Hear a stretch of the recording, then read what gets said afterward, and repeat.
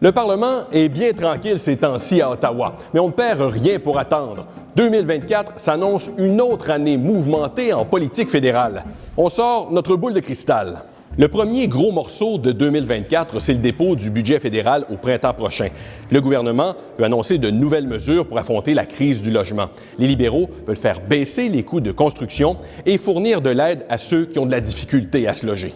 Mais attention, le gouvernement a déjà beaucoup dépensé pendant la pandémie. La carte de crédit est pleine. Justin Trudeau doit prouver qu'il est capable de gérer son budget de manière responsable.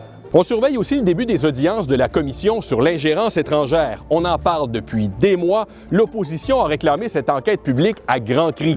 Est-ce que la Chine et la Russie ont tenté d'influencer les élections canadiennes récentes? Il pourrait y avoir des retombées politiques pour les libéraux si on apprend, par exemple, qu'ils n'ont pas tout fait pour protéger l'intégrité de nos élections. 2024 sera une année difficile pour les relations entre Ottawa et les provinces. Le premier ministre est en chicane avec ses homologues des prairies canadiennes qui sont en désaccord avec son prix sur le carbone. Our federal government is creating problems and refusing to focus on solutions. Et il pourrait y avoir des étincelles avec le Québec autour de sa loi sur la laïcité de l'État.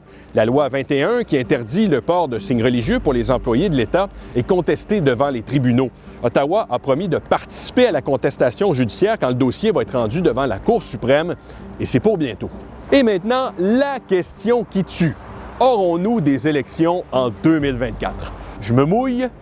Probablement pas.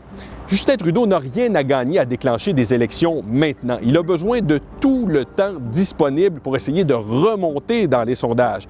Les libéraux veulent laisser l'inflation s'apaiser, les taux d'intérêt redescendre. Le pari, c'est que l'humeur des électeurs va s'améliorer. Comme c'est un gouvernement minoritaire, Justin Trudeau a besoin de l'appui d'un parti d'opposition pour se maintenir au pouvoir. L'entente avec le NPD tient le coup pour l'instant.